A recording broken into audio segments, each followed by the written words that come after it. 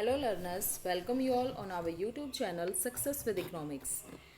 Budget 2024-25 की जो videos हैं वो 3 पार्ट हमने करवा दिए हैं अपने चैनल सक्सेस विद इकोनॉमिक्स पर। 2024-25 का जो बजट है वो सीरीज़ हमारी स्टार्ट हुई है। आई होप आपने वो तीनों पार्ट उसके देख लिए हैं, जिसमें विकसित भारत के लिए जो जो प्रियोरिटीज़ हैं, प्राथमिकताएं हैं, वो हमने डिस्कस की हैं।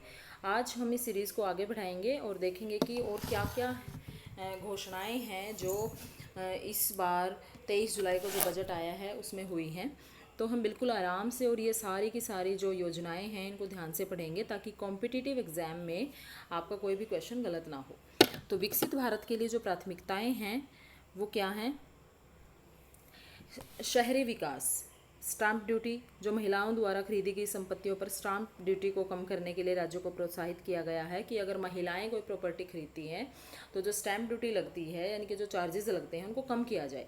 स्ट्रीट मार्केट, 100 साप्ताहिक हॉट अथवा स्ट्रीट फूड हब विकसित करने की योजना की परिकल्पना की गई है।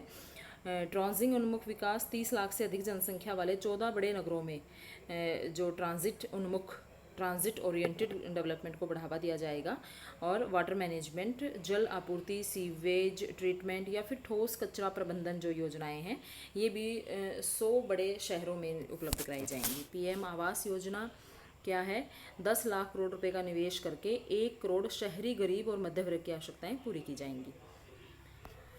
उसके बाद है नाभिकीय ऊर्जा, निजी क्षेत्र के साथ पहल की गई है। पम्प स्टोरेज पॉलिसी है। ताप विद्युत संयंत्र, ठीक है। मेन आपका ये वाला है इधर से, ये 1 करोड़ घरों को मुफ्त बिजली मिलेगी। कौन सी योजना है ये? पीएम सूर्य घर मुफ्त बिजली योजना। ये योजना है पीएम सूर्य घर मुफ्त बिजली योजना, जिसमें 1 करोड़ घरों को मुफ्त बिजली मिलेगी, 300 यूनिट हर महीने। अब तक इसमें 1.28 करोड़ रजिस्ट्रेशन हो चुके हैं और 14 लाख आवेदन भी आ चुके हैं। विकसित भारत के लिए और क्या प्राथमिकताएं हो सकती हैं? जो इंफ्रास्ट्रक्चर है, अवसंरचना जिसको कहते हैं, उसके लिए ये देखिए आप 11,11,111 का प्रावधान है, यानी कि टोटल जीडीपी का 3.4%। जो संसाधन आवंटन है उनको भी सहायता दी जाएगी और ब्याज मुक्त ऋण के रूप में 1.5 लाख करोड़, 25,000 ग्रामीण जो बसावट हैं, 12 मासी सड़क का कनेक्टिविटी उपलब्ध कराने के लिए भी ये स्टार्ट किया जाएगा। सिंचाई और बाढ़ उपशमन, यानी कि जो कोसी मेची अंतर्राज्यीय लिंक है, 20 जो लिंक है कोसी मेची अंतर्राज्यीय लिंक, और 20 अन्य चालू और नई स्कीमों जैसी परियोजनाओं के लिए भी 11,500 करोड़ की अनुमानित लागत के साथ वित्तीय सहायता। असम, सिक्किम और उत्तराखंड में जो बाढ़ प्रबंधन है, फ्लड जो है उसको अगर प्रबंधन करना है, उससे संबंधित परियोजनाएं, उनके लिए भी सहायता प्रोवाइड किया जाएगी। और हिमाचल प्रदेश में पुनर्निर्माण और पुनर्वास के लिए भी सहायता। उसके बाद है, ये देखिए इम्पोर्टेंट है ये भी, काशी विश्वनाथ मंदिर कॉरिडोर के मॉडल पर विष्णुपद मंदिर कॉरिडोर और महाबोधि मंदिर कॉरिडोर का विकास। हिंदुओं, बौद्ध और जैनों के लिए धार्मिक महत्व के स्थल राजगीर के लिए व्यापक विकास। नालंदा विश्वविद्यालय को इसका गौरवशाली स्थान दिलाने के लिए नालंदा को भी एक पर्यटन स्थल के रूप में विकसित किया गया है। ओडिशा को भी सुंदर जो मंदिर हैं, स्मारक हैं, कारीगरी, वन्यजीव अभ्यारण्य, इनके लिए विकास की सहायता दी जाएगी। उसके बाद है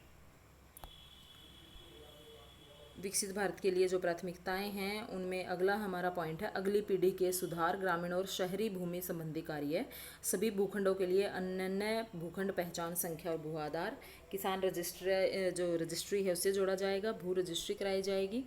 शहरी क्षेत्रों में जीआईएस मैपिंग के साथ अभिलेखों को डिजिटल किया जाएगा। जलवायु वित्त पोषण के लिए टैक्सोनॉमी, एफडीआई और ओवरसीज निवेश को बढ़ावा दिया जाएगा, ज़्यादा सरलीकरण उसका किया जाएगा, सिंप्लीफिकेशन किया जाएगा, डाटा संचालन में भी सुधार किया जाएगा। और नई पेंशन योजना जो एनपीएस है, नई जो संगत समस्याएं हैं उनसे रिलेटेड समाधान करना, आम नागरिकों के हितों की रक्षा करना, इनके लिए भी समाधान निकाला जाएगा। आई होप आपको यहाँ तक समझ आ गया है। ये कुछ ऐसे इम्पोर्टेंट पॉइंट्स हैं जो बजट 2024-25 में विकसित भारत के लिए जो प्रायोरिटीज़ हैं उनके रूप में हमने पढ़ी हैं। अब जो नेक्स्ट पार्ट हमारा होगा उसमें हम कुछ फैक्ट करेंगे कि डेफिसिट कितना है, इन्फ्लेशन रेट पहले कितना था अब कितना है, ये वाला पार्ट करेंगे, ठीक है। और फिर हम टैक्स से रिलेटेड कि टैक्स को कितना सिंप्लीफिकेशन किया गया है, डायरेक्ट टैक्स के क्या प्रपोजल हैं, न्यू जो टैक्स रिजीम है उसमें कितने कितने किस रेट पर टैक्स का डिसाइड किया गया है, ये हम अगले पार्ट में अभी करेंगे। तो यहाँ तक सभी जो विकसित भारत के लिए प्राथमिकताएं हैं आप इन सभी को नोट कर लीजिए, ध्यान से देख लीजिए। आपके कॉम्पिटिटिव एग्ज़ाम के लिए और वैसे भी आपके नॉलेज के लिए भी बहुत ज़्यादा बेनिफिशियल हैं। आई होप आपको ये वीडियो अच्छी लगी। Please like and share this video. Thank you very much.